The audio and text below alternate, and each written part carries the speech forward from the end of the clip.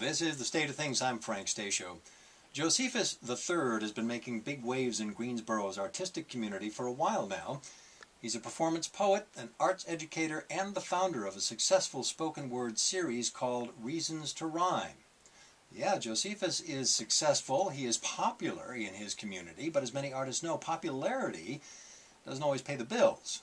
So, for the last decade, he's also worked at UPS.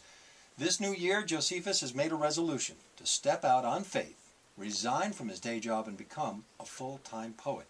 Josephus is my guest this hour on the program, here to tell us how living his dream is working out. Welcome to The State of Things. Good to have you here. Thank you for having me. So, you're a poet, but you leave United Poetry Service? I don't understand. Tell us a little bit about it. First of all, congratulations. I think it's great. But how long have you been ruminating over that decision to I've been in UPS for the past 11 years now. So it's one of those things where every year I was like, I'm going to leave this year. And it didn't happen the way that I thought it should. So it's just been a long time progression. Things that we see ourselves doing in the future, we have to invest and kind of wait for those things to come to fruition. So that's kind of been the last decade of my life, just building and building and building to the point where I can get this thing out in the open and stand on my own too. How is it built? What have you seen changing over that period of time? I guess the attention that spoken word poetry has gotten in the community, and we had to actually build it. A lot of people don't know what poetry is, what spoken word poetry is, so given an opportunity to actually see it, be a part of the experience, to come to shows, actually just kept building the momentum of the art form in the community. How did the interest build in you? How did you get started?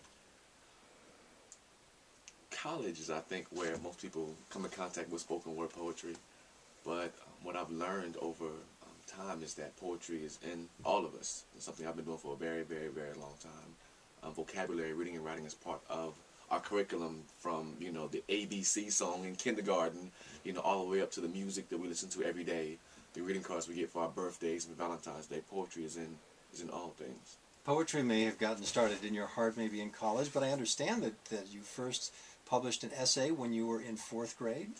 Yeah, it was about my father. You know, coincidentally, I didn't realize, you know, until more recently that was one of my first things that really got published.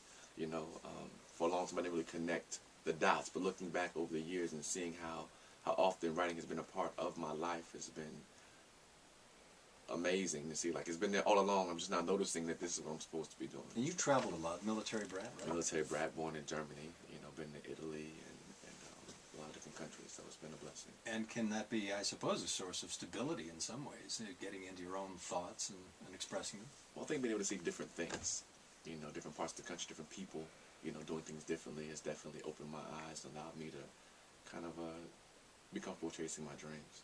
Will you give us a sample of your work? Sure. My purpose.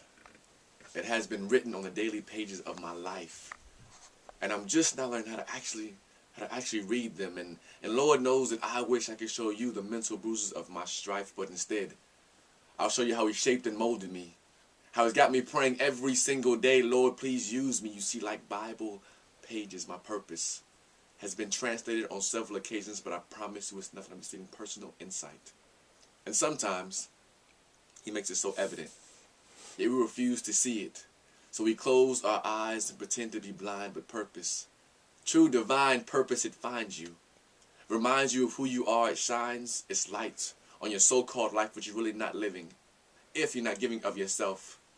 Understand the wealth He's blessed you with is your gift, and some don't even know they have it. Some won't accept it. Some refuse to use it, yet today I choose it. And I'm thinking that maybe, just maybe, this purpose thing chose me. You see, without purpose, I would have no true identity. So please understand, I did not submit to this thing willingly. You see, He sort of forced me.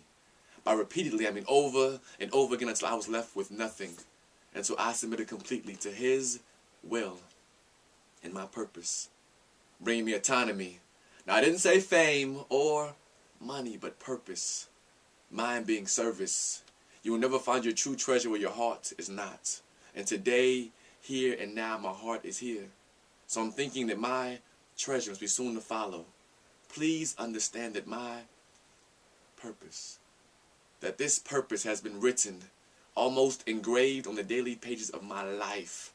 And I'm just now learning to actually read them, to finally accept and understand my God-given purpose, that of service, that of family, community, and responsibility through this thing called poetry.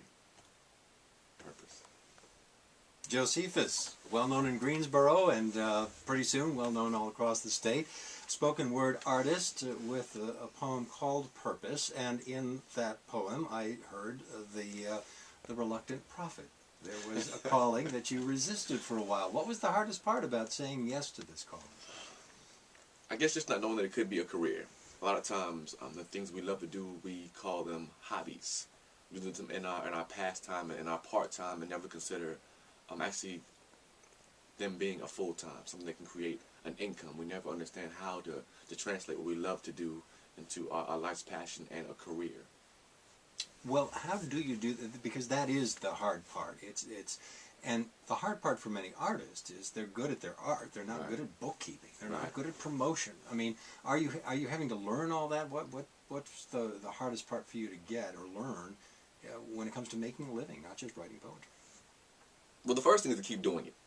Most importantly, is to continue to do it. But I finished at North Carolina A&T State University in 2001 with a degree in industrial engineering, which is the business side of engineering.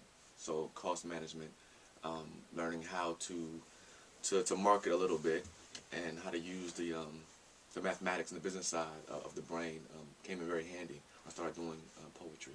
So marketing is a big deal. Location is always a big deal. But first and foremost, it takes time. It's taken me 10 years to get to this point where I'm actually being able to see some fruits of my labor.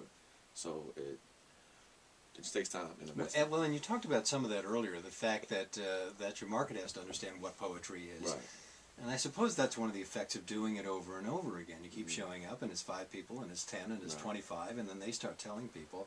And pretty soon you have a place where poetry matters. Right. And so then poets can make a living, I guess. Exactly. Well, part of it is not always in performance. It's in product sales. You know, a lot of poets sell CDs, DVDs, but also the teaching aspect, I think, is a very, very strong component. In Guilford County, poetry is part of the curriculum for middle schoolers. So similes, metaphors, onomatopoeia, theme, mood, the poetic devices are all part of the curriculum. So being able to go and actually do a poem that relates to the hip-hop music they listen to, or the videos they see on TV, or the cards they get for their birthday, and then show them how it relates to their vocabulary lessons and their simple reading and writing in the classroom is important. And if you can do that, you can also charge a fee for doing that, which also helps because there's always a need for teachers and educators in our communities. What about the performance side of it? You know, there's just writing poems and getting them published, but you have the added step of having to get out there in public. Is that something that was hard for you at first? Easy? Was that the part you liked the most? I think it was difficult at first. The first time you get up on stage in front of a group of strangers, you have no idea what they're going to think about what you have written. But when you leave that stage and people shake your hand and say that they felt what you were saying, or they understood what you were talking about, they felt the same exact way, we realize that there are not so many things that are different between us, that there's something that links us all. You know, love, friendship, you know, hate, frustration, all these things are human qualities. And it's been my gift to be able to speak them verbally, but people feel them every single day. Will you do another one